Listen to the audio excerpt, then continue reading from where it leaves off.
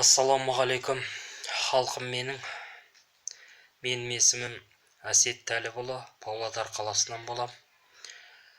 Атажұрт еріктілерінің басшысы Серікжан Біләшұлын үй қамақтан босатуын талап етем.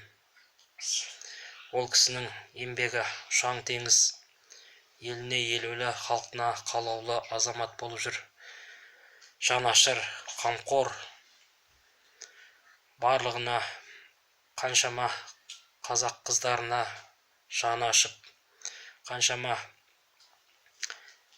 Қытайда қамалған азаматтарымызға босатылуына себепкер болған Серікжан Біләшұлын үй қамақтан босатуын талап етем. Ол кісінің еңбегі өте зор, себебі әр қазақ менің жалғызым, әр қазақты мен өзім жалғызым деп білем. Серікжан Біләшұлы босатылсын үй қамақтан.